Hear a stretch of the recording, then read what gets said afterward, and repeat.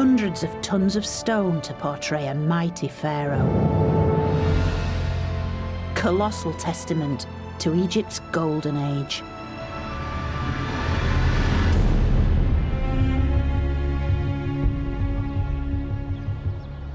I think it's probably here at the feet of the Colossi of Memnon we get a real sense of who Amenhotep III was.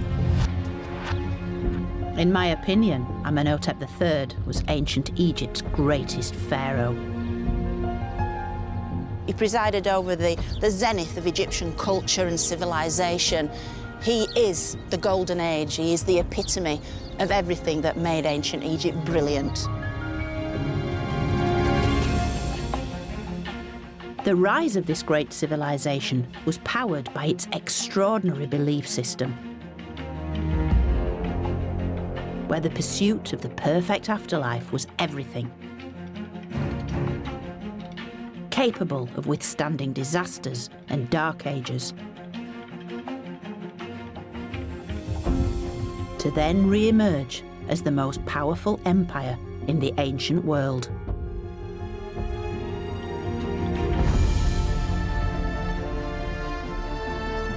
In this episode, I'm going to enter what I regard as Egypt's greatest era, the New Kingdom.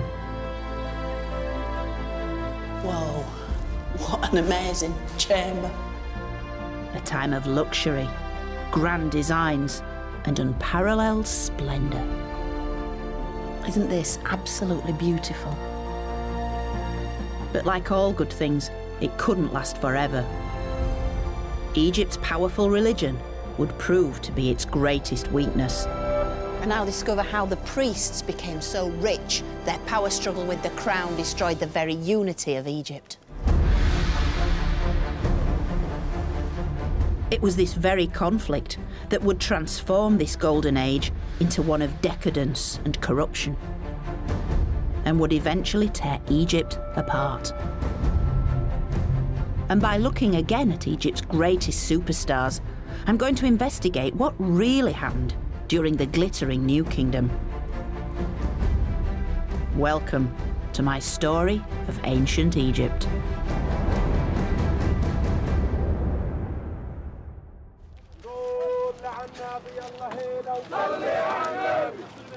The New Kingdom, nearly 3,500 years ago, and the time of Amenhotep III. When Egypt's expression of power and belief reached new heights of enormity. I've joined an international team of archaeologists who are excavating just one of the vast monuments Amenhotep created, his funerary temple.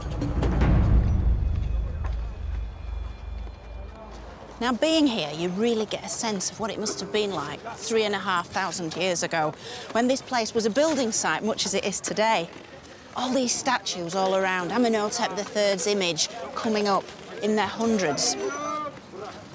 And yet, as the archaeologists today assemble all these pieces, this is literally history coming out of the ground, piece by piece. In the Pyramid Age, royal tombs and funerary temples were a single complex. But 1,300 years later, the two were built separately, reflecting a new era of opulence epitomising the greatest dynasty of all, the 18th, the time of Amenhotep III. For centuries, pretty much the only visible remains of Amenhotep's funerary temple were his two colossal statues. Now archaeologist Dr. Hourig Sarouzian and her team are finally uncovering the full splendour of this once mighty monument. You touch and it's like glass. Yeah. Covering over 86 acres, this was not a tomb like the pyramids, but a huge complex, the largest funerary temple ever created. It's a massive, It's unbelievable. area. You have to imagine, this is only the major temple, the main temple. You have to imagine other temples, processional ways, Sphinx avenues, magazines, workshops, treasures, pools, gardens, priest house, administrative houses. All this was a big city in the capital. Overwhelming in size. This grand design was built as the place where his soul could be worshipped for eternity, while his mummified body was buried in the Valley of the Kings nearby. But during his lifetime, inside the temple, a permanent priesthood was employed, all ruled over by the pharaoh. Amenhotep's massive statues flanked the temple's main entrance. Beyond them lay a second pair, and then a third. Amenhotep's image repeated throughout the temple complex.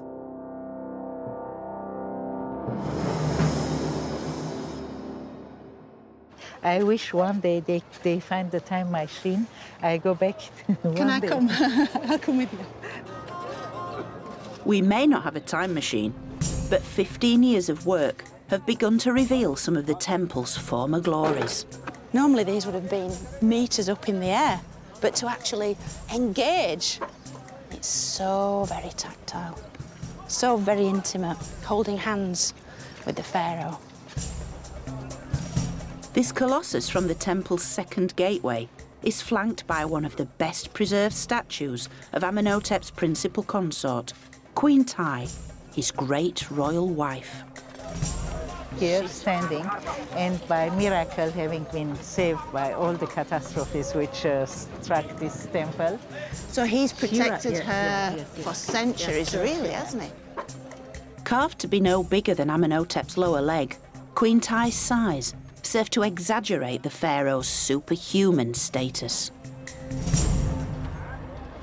These massive statues were more than a memorial, each worshipped to guarantee the immortality of the king's soul, the pharaoh as god. This is my great surprise to you. And Hourig has saved the very best till last. Holy Ras. Oh, flipping out. روح من It's Amenhotep's head at 3 meters tall, carved from the finest white alabaster. Oh, don't know what to say. Over the years, I've seen many of his portraits, but rarely one as stunning as this. Look at it, look at his nose. This is an absolutely amazing portrait, sculpted face of Amenhotep himself. Never seen anything like it.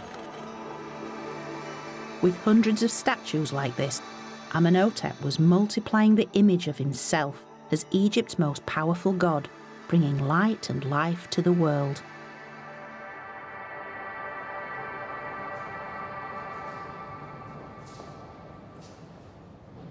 Because whoever controlled Egypt's religion controlled Egypt. And with it, a vast amount of wealth. Now, Amenhotep wore gold from top to toe, and he handed it out to his courtiers as gifts. But he also used it as a diplomatic weapon. Amenhotep's clever use of Egyptian gold is recorded on stone scarabs like this one.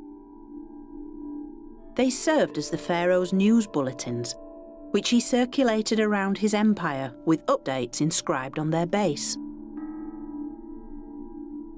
In this case, it was a new marriage of the king. It effectively records his marriage to a Syrian princess, a princess from the land of Mitanni. And it recounts how, having sent gold to the princess's father, he then sent out one of his daughters for the pharaoh to marry, so a kind of mail-order bride, if you like. It reports that her name was Kilahepa, and that she arrived from Mitanni in Syria, with no fewer than 317 ladies-in-waiting. Clearly impressed, Amenhotep added the comment, "It's a marvel." With this diplomatic marriage, only one of many, they were an effective way of securing peace and prosperity. Amenhotep was able to utilise his key resource, his gold, to kind of get everything he wanted to maintain his status as the supreme monarch in the ancient world at that time. Gold bought Egypt peace with its neighbours, with Amenhotep III's empire stretching from what is now Syria as far as modern Sudan. But within Egypt itself, gold had a different use and could even guarantee a fast track to the afterlife, emphatically expressed by a great treasure in the museum in Wigan. A stunning golden face.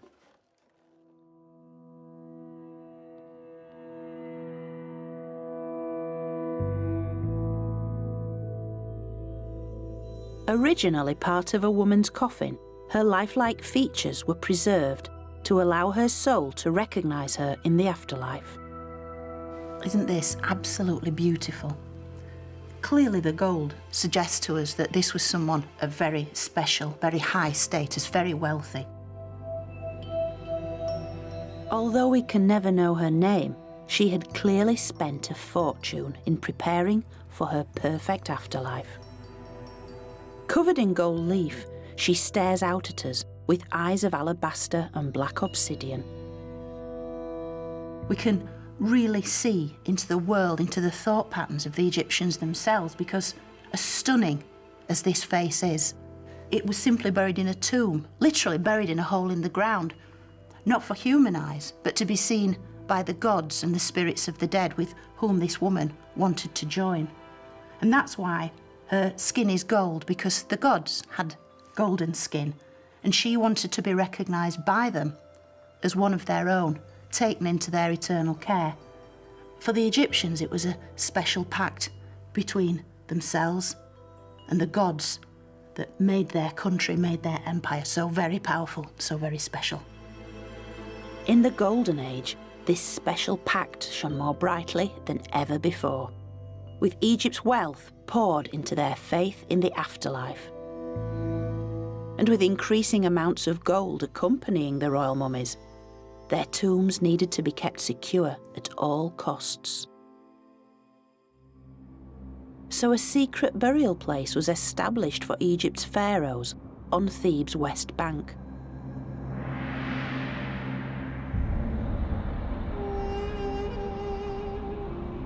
The Valley of the Kings.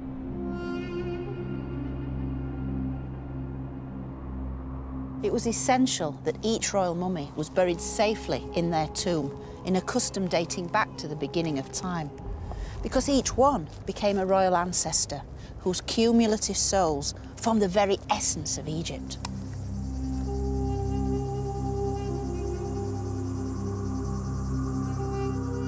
The royal tombs had been desecrated once before, breaking Egypt's spiritual link to its ancestors. So to prevent this happening again, the pharaohs of the New Kingdom chose burial deep in this remote valley, where they could lie undisturbed in rock-cut tombs. And this became Egypt's most sacred place.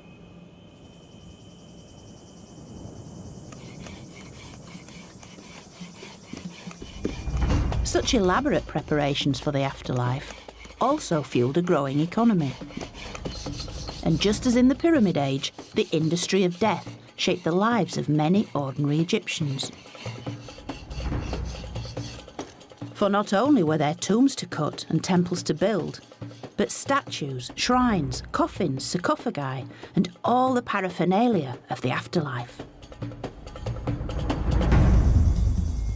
And with this came all the ingenuity of sourcing everything from alabaster to granite to gold. This is a copy of the world's earliest surviving geological map, dating from around 1150 BC and the reign of Ramses IV. This map is a guide to the stone quarries and gold mines of a 15-kilometre stretch of Egypt's eastern desert. It's almost as detailed as a modern geological map, with different colours for the different rock types. So, over here, these large areas of black are the sedimentary rocks. Back here, where it turns pink, these are the igneous rocks like granite. Other little features include areas of gold mining, and then throughout you have this very subtle speckling, and these are the areas of gravel. Known to be very accurate, the map was made for one specific quarrying expedition. When 8,000 men were sent into a desert valley, 130 kilometres from Thebes, to mine stone for royal monuments.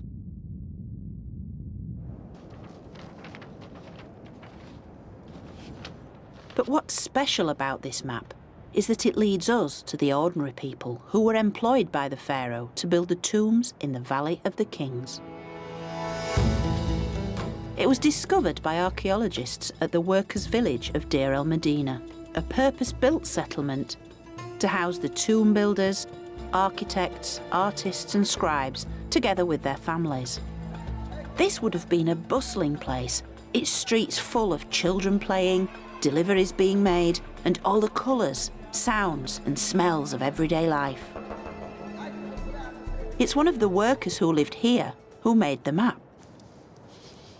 Now we even know the identity of the map maker, the scribe Amenhotep. His distinctive handwriting is well known from a range of other literary works, from poems to prayers, maps to tomb plans. And it's thanks to one particular little inscription with his name on that we even know where he lived. Amenhotep lived here. This is the scribe's house.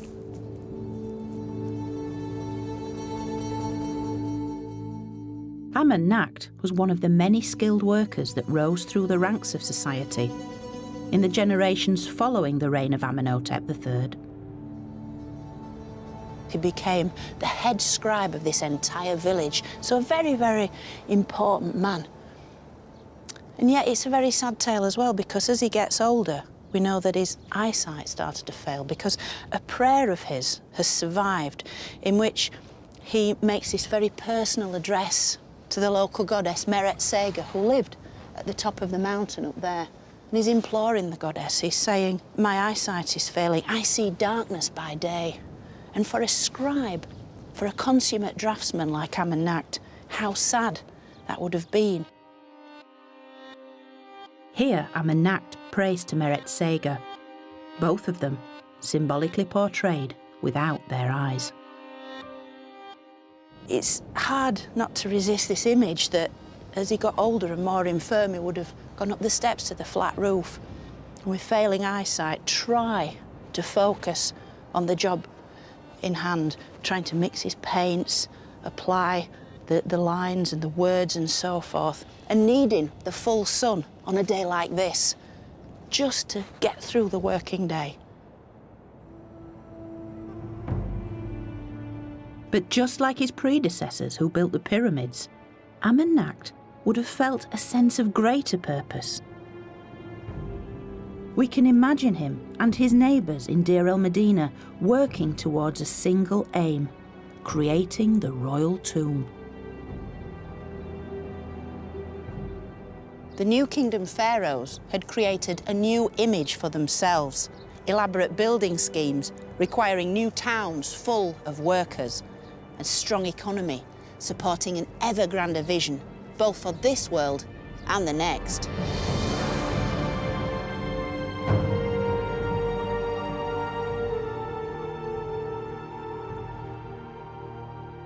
But the spiritual convictions that had brought Egypt to its zenith had also created a serious threat. In the New Kingdom, much of the Egyptian state centred on Thebes.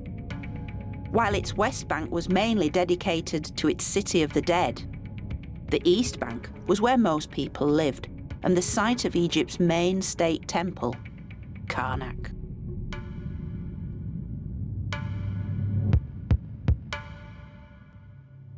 As Karnak was rapidly becoming the largest religious complex of the ancient world, its influence grew exponentially.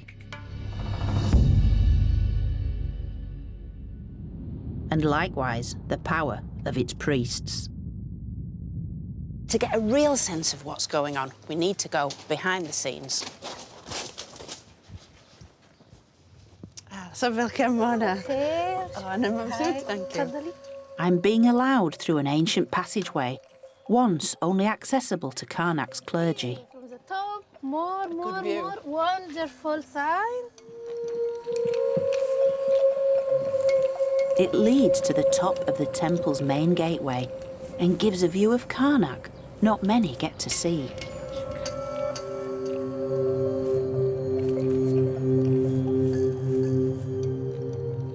Just look at that. You could fit Notre Dame and St. Paul's cathedrals in here and still have acres to spare. It is immense.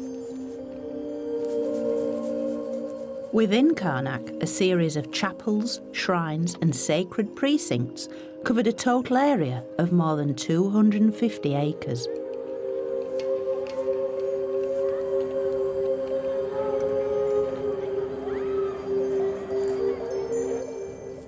This was Egypt's religious heart for almost 2,000 years.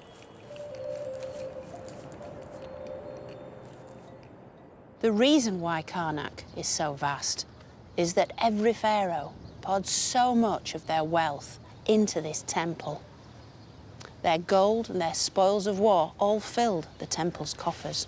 And each pharaoh also wanted to build their own halls, shrines and obelisks in an attempt to outdo their predecessors, and yet all to the greater glory of Karnak's chief god, Amun. Over the course of centuries, Amun had risen from a local Theban god to Egypt's state deity. And his worship was the engine that fueled the nation. So every pharaoh had to keep Amun content, offering him their wealth and tending to his every need. And this privilege fell to Karnak's high priest and was performed in the temple's inner sanctum.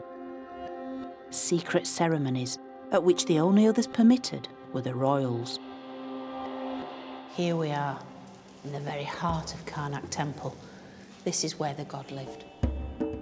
The god himself lived inside his sacred statue.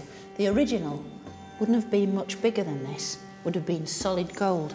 It would have lived inside a little golden shrine, sealed by a pair of small doors.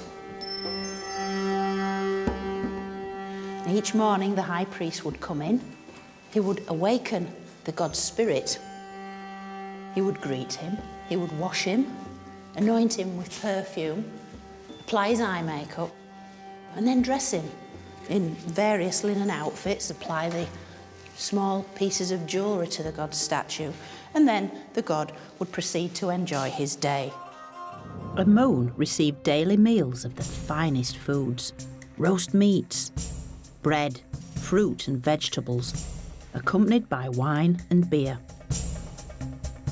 Clouds of incense would drive away evil forces, and musicians and dancers entertained him.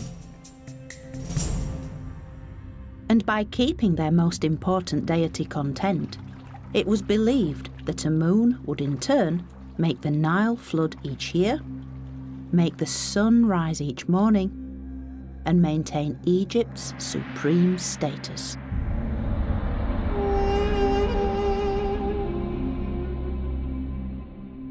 The high priest's direct access to Amun made them the greatest beneficiaries of Karnak's growing prosperity. This tranquil lake is where the male and female clergy bathed twice each day and night to maintain their ritual purity before the gods. Known as the Pure Ones, they set themselves apart from the rest of society with their distinctive appearance achieved through their own set of daily rituals. Part of this process of ritual purity involved using an array of implements on a daily basis to transform their appearance. And one of the most important things they did They had to remove all body hair, male and female clergy, using razors like this. So every day having to shave their heads and their entire bodies, keep them free from lice and all these kind of things which would have inhibited their sense of cleanliness. It was essential that they also had a very clean mouth because they'd be speaking the words before the god. And so they used something which is quite a modern thing. Basically natron salt, a kind of bicarbonate, rather like a modern bicarbonate toothpaste, which would get their teeth nice and clean. Scrupulous not only with dental hygiene, they wore reed-woven sandals and robes of pure white linen.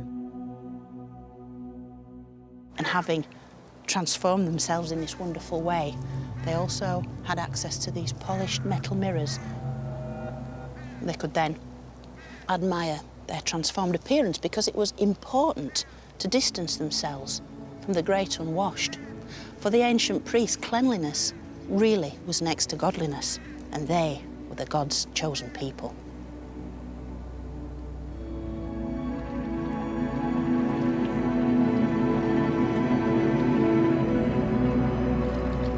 As the wealth and power of Karnak's priests grew, their authority over Egypt began to rival that of the king. Karnak's priests had far-reaching influence, active not only by day, but also by night. One of these priests was called Nacht. He was a priest of the hours of a moon, which basically means he was an astronomer, and he would sit by night on the flat temple roof, which was effectively an ancient observatory, and he'd be able to chart the progress of the stars and planets in the sky, watch the movement of the heavens. And by doing so, the priests of Egypt were able to work out when to celebrate specific events. But of course, what this meant is that Karnak never closed. It was a 24-hour-a-day concern. It meant the priests were always there. It meant the priests were always watching.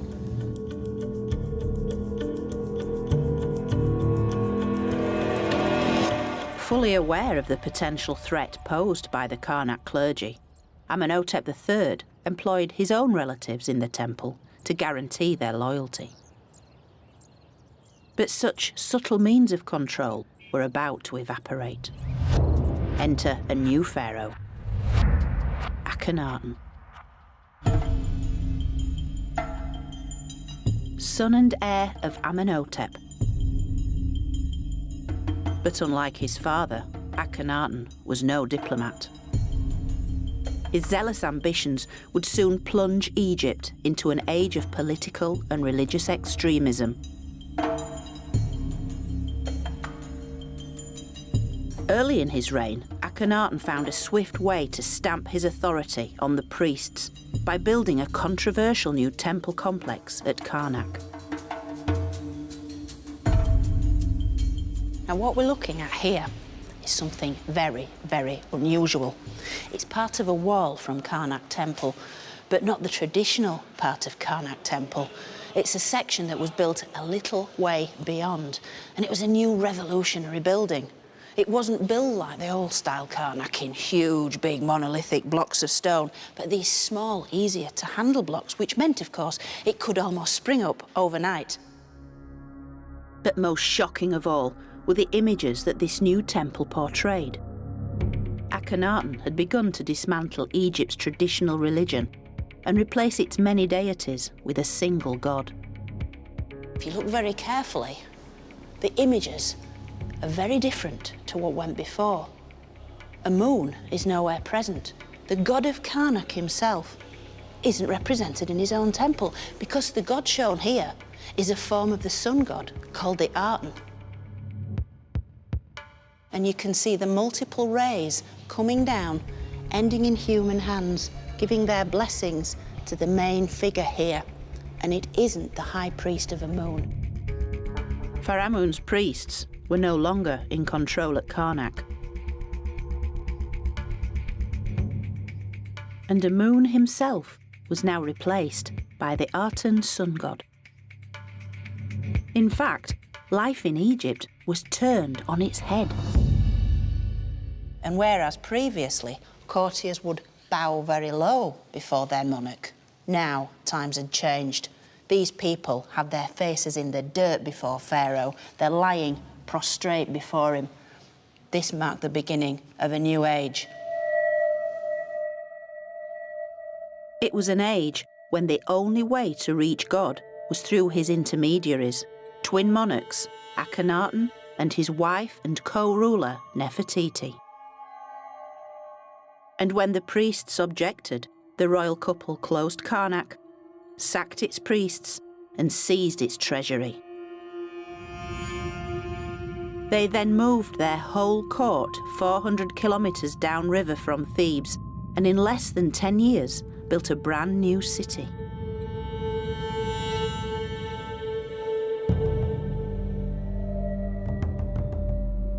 Known today as Amarna, its palaces, temples and tombs were filled with images of the Aten, the sun disk god. Gone were the multiplicity of gods to worship. Now it was the sun that was celebrated each day with hymns, prayers and offerings presented on a truly lavish scale.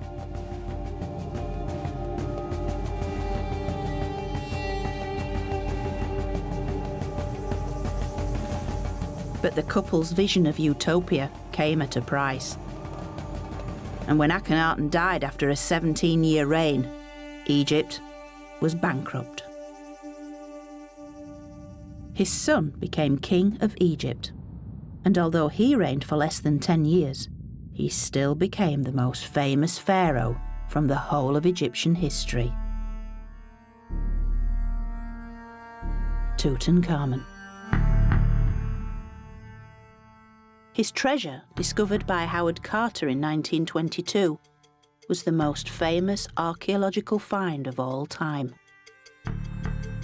Tutankhamun's mask is the epitome of ancient Egypt. So very familiar, yet, like so many of his treasures, holding a long-standing secret.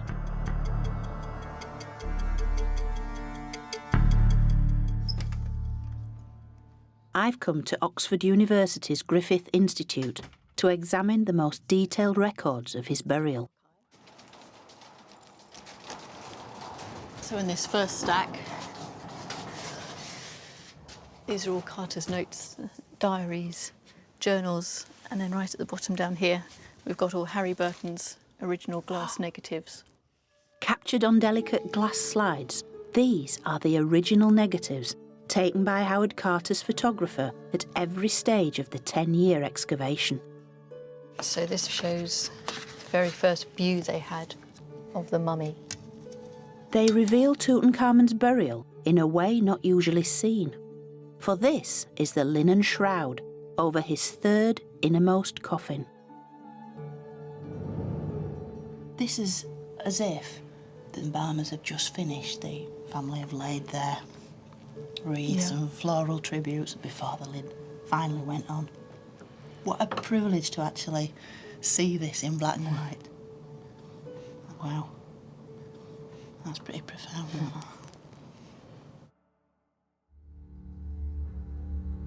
For all his fabled wealth, Tutankhamun was, in life, a fairly insignificant pharaoh. But his premature death, after only a decade as king, offered Karnak's priests the perfect opportunity to obliterate all trace of Akhenaten, Nefertiti, and the Amarna period. And these wonderful photos of his burial treasure reveal how they did it.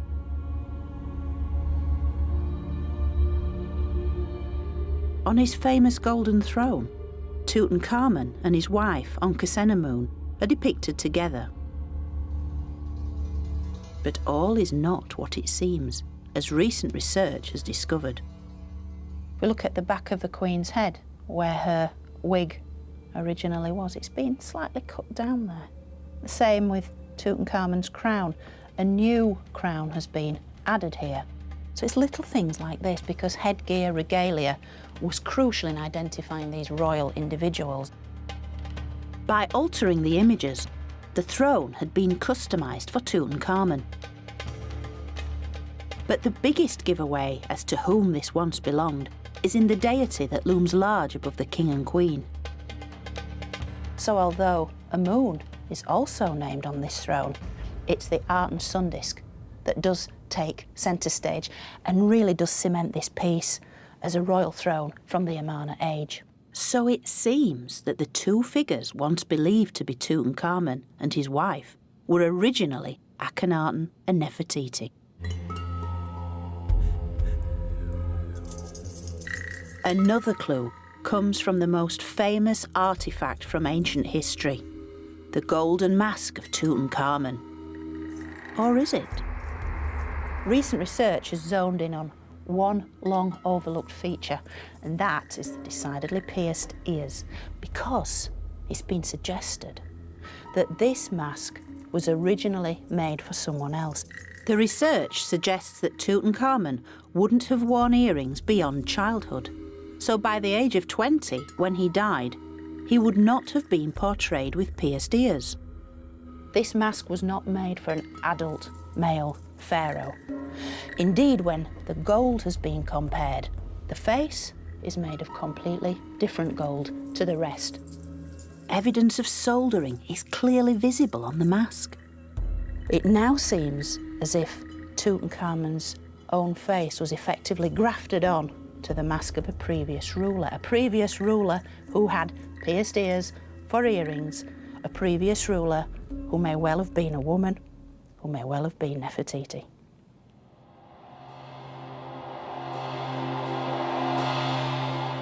In fact, it's estimated that around 80% of the objects found in Tutankhamun's tomb originally belonged to either Akhenaten or Nefertiti. And with all of it dumped together like this, it was a kind of spiritual decluttering. As far as the priests were concerned, all this was tainted gold, and so the burial of Tutankhamun was the perfect opportunity to bury the unwanted past forever.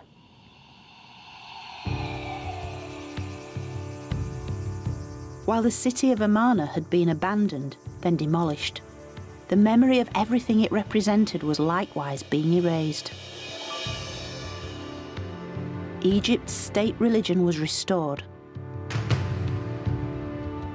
Karnak's priests were back in business. And Thebes was once again the seat of sacred power.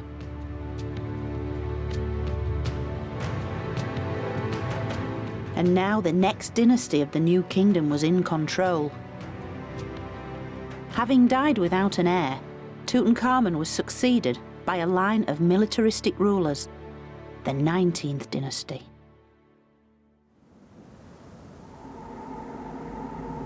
With no direct royal ancestry, the new dynasty needed to reconnect with Egypt's illustrious past. So it reinstated traditional beliefs in a renaissance led by one of its most influential rulers, Seti I. His tomb in the Valley of the Kings is the largest pharaoh's tomb ever created here. Currently closed to the public, I've been given special permission to explore this labyrinthine treasure. The tomb's inviting us down, further down into the underworld, and it's just drawing us into the darkness. It's a really, really deep tomb, this. It's 174 metres of corridors and chambers, all chiselled out by hand, and covered from floor to ceiling in some truly spectacular scenes. Whoa, what an amazing chamber. Absolutely filled with little gold and twinkly stars. But the walls of Seti's tomb carry a clear message, demonstrating the return of Egypt's traditional deities in full force. And here we see him, Seti, with the gods.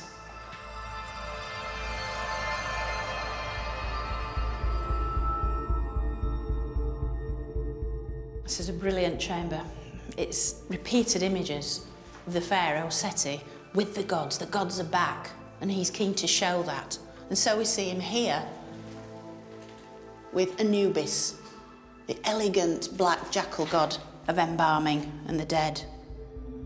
Here, Seti is making offerings to Hathor, the maternal goddess of love who takes all dead souls into her care.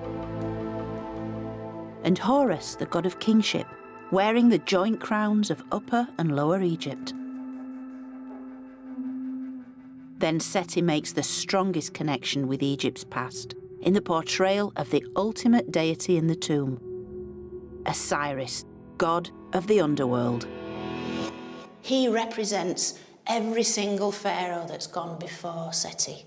He represents the accumulated powers of the royal ancestors, and Seti is keen to show himself in the company of Osiris. He's tapping in to that greatness that made Egypt such a strong nation. Every image, every hieroglyph in Seti's tomb harks back to the golden age of Amenhotep III.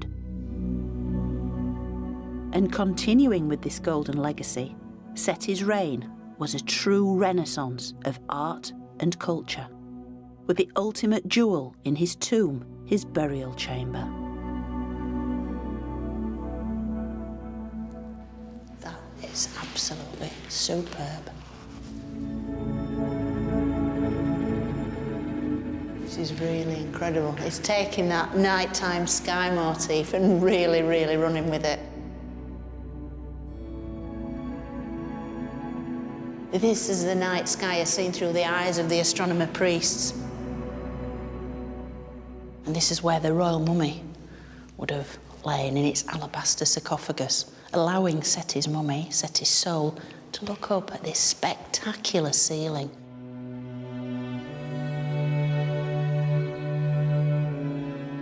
Egypt's traditional belief system is here, writ large, covering every surface.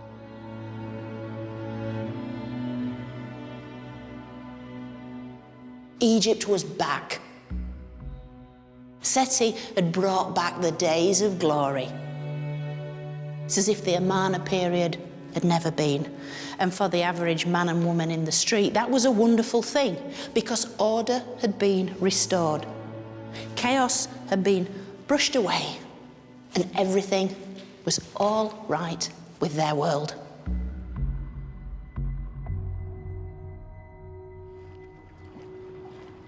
The golden age had been restored.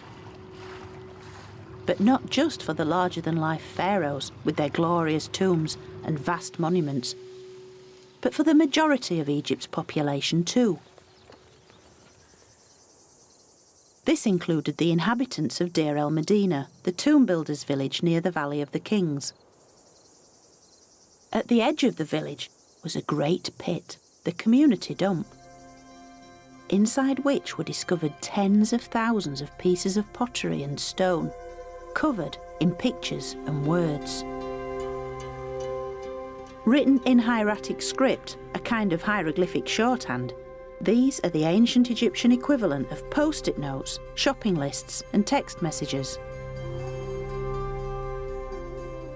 This is the kind of stuff that speaks to everyday life, what's going on underneath the surface. With the help of hieratic expert Dr. Glenn Goddenhoe, we can catch a glimpse of this intimate world, far away from kings and gods.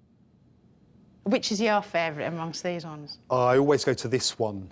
This is really nice because this one's basically a list of stuff you take to a party. What you've got is tabulated information. So you've got vertical and horizontal lines, and in each of those spaces you've got a name and the stuff they brought to that particular event. I mean, this person here, the name's missing from this, but this person bought the most stuff, about 11 items. We've got bread, for example, being brought along. Next down we've got some beer, so 1 jug of beer. As well as beer and bread, it lists a veritable feast. Fruit, 20 pieces.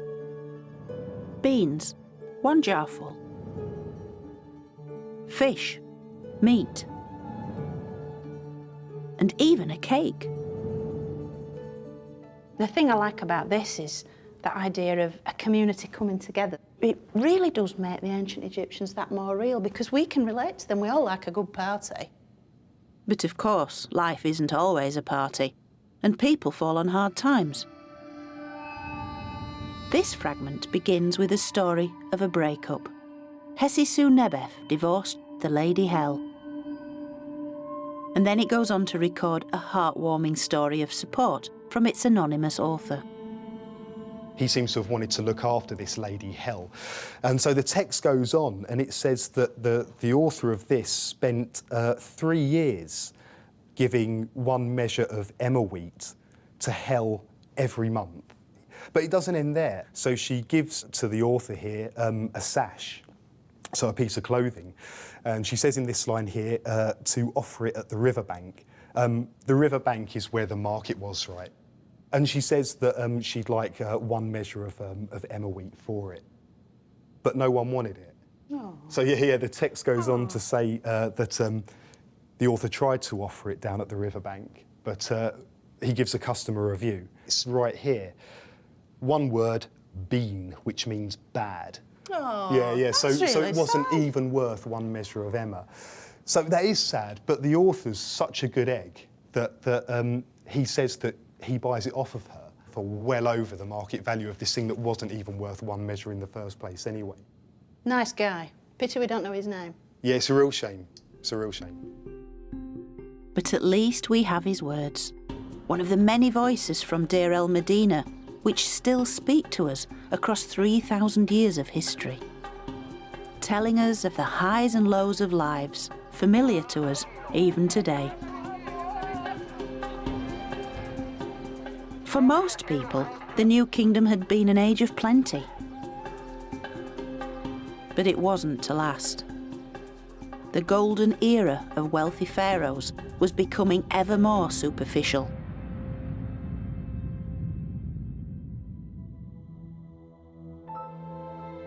Seti's son, Ramses II, was Egypt's most prolific builder. Overspending on ever more ostentatious monuments, the best known of which was his temple at Abu Simbel. But such over-the-top building projects emptied the royal coffers, as did a series of costly foreign wars. So by the time of Ramses III, the cracks had certainly begun to appear. As inflation increased, supplies in the state granaries ran low. So the grain which formed the monthly wage rations of state employees like tomb builders and artisans was no longer paid when due. And it sparked the first recorded labour strike in history. It happened in 1155 BC, when the tomb builders began to complain that their food supplies hadn't been delivered. And when it happened again the following month, they simply downed tools, marched to the nearest temple, and shouted, "We are hungry." To make sure their grievances were heard, they staged a sit-in at the temple. But the state's response only added insult to injury. Local officials could only hand round a delivery of pastries, not much use to anyone. The indifference of the authorities provoked many more weeks of protest. Their grievances only increased, and soon the striking workers had taken to shouting out at passing authority figures, including the mayor. The workers were finally fobbed off with enough supplies to shut them up in time for the Pharaoh's Jubilee celebration to pass by, unhindered by trouble. But the striking workers had highlighted the waning power of the monarchy. With the Pharaoh now served by an increasingly inefficient and corrupt bureaucracy, the glorious bubble of royal extravagance finally burst. And the Pharaoh's rivals were waiting in the wings. The priests of Karnak.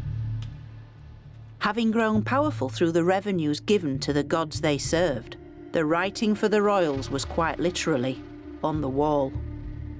And you can see what I mean in this little-known part of Karnak Temple.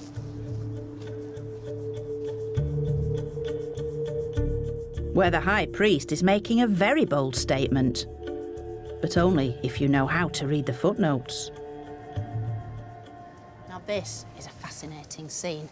We have the Pharaoh, Ramses IX, and he's facing his high priest shown here.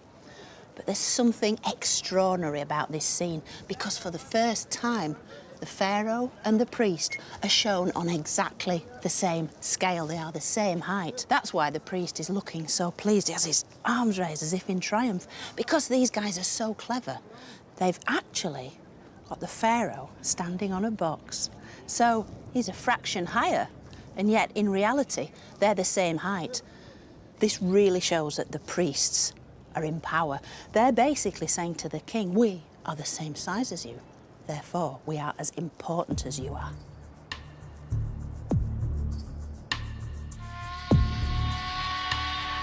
Priests have become full-time politicians.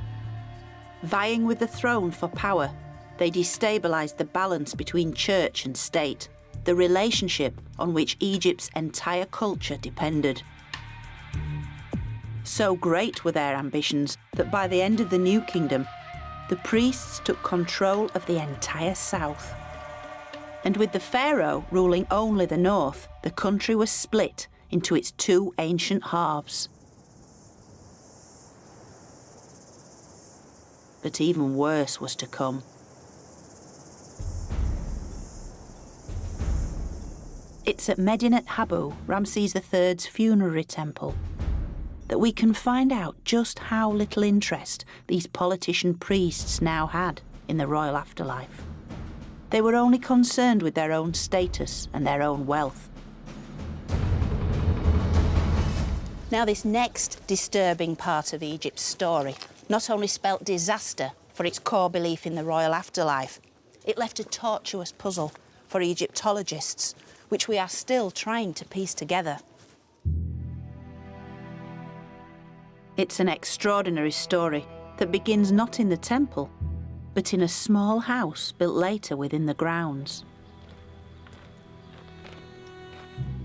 Because the priest's corrupt ambitions will be put into practice by the man who lived here.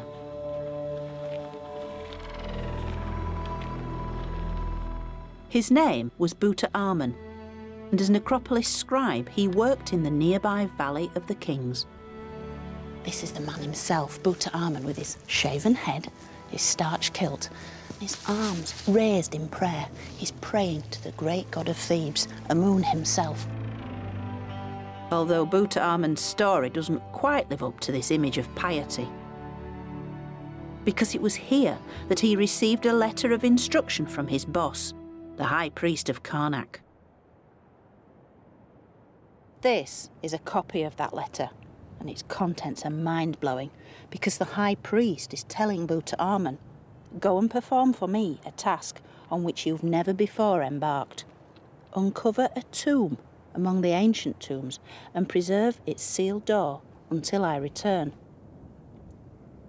And although this language is quite euphemistic and cryptic, both the sender and recipient knew exactly what it meant, and it would have a profound impact on Egypt. Buta Amen had been promoted. His new title was Opener of the Gates of the Necropolis.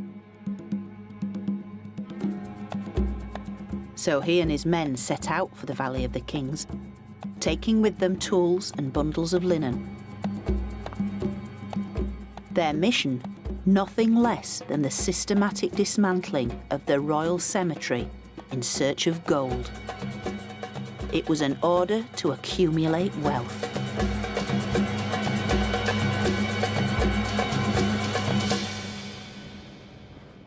Tomb robbing itself was nothing new in ancient Egypt. But what's different about this looting is that it's an order from the ruler of Upper Egypt, the high priest himself.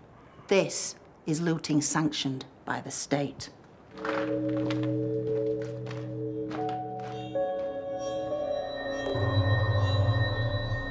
Knowing the secret location of the royal tombs, Buta Amen began what was euphemistically referred to as restoration work.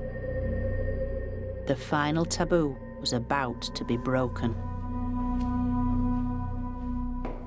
So, Tutankhamun and his men set to work. They break open the seal of every royal tomb, they move the lid of the sarcophagus, take out the royal mummy in its nest of gold coffins, and proceed to unwrap each one. Next, they strip them of anything of value, gold masks, jewellery and amulets, all taken for the temple treasury. As for the mummies, they're rewrapped in fresh linen and all buried together. For the cash-strapped priests, these royal tombs were no longer inviolable, but little more than a series of dead bodies resting amidst the gold they needed to achieve their political aims. So for 20 years, this very tomb became one of Tutankhamun's rewrapping workshops, where archaeologists found fragments of the gold prized from royal coffins, traces of the lost treasures of numerous pharaohs.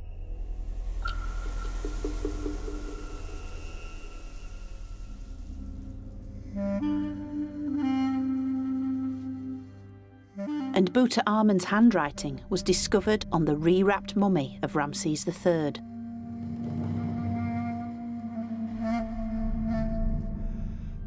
With no regard for the sacred, even the great Pharaoh Amenhotep III ended up repackaged in the coffin of Ramses III, covered with the ill-fitting lid of Seti II.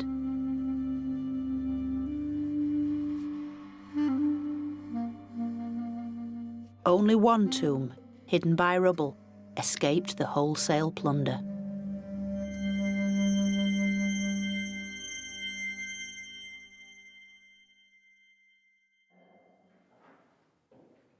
Yet the ultimate violation of ancient Egypt's soul was now complete. Clearly, the priest-kings of Karnak had got what they'd always wanted, absolute power. No longer interested in the royal ancestors, who were simply a source of revenue to be robbed and discarded. The devout had become cynical, and the royal afterlife, nothing more than an illusion.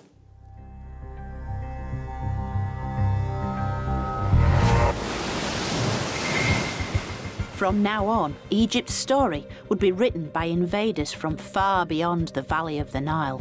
Cambyses was sending a very clear message to the Egyptians. I am now in charge. But Egypt's secret weapon was its captivating culture. Wow, look at that, look at that. Oh, that is so beautiful. Seducing its new rulers from far-flung parts of the ancient world. And ancient Egypt's final flowering lay in the hands of another great empire. Enter the Macedonian Superman. Enter Alexander the Great.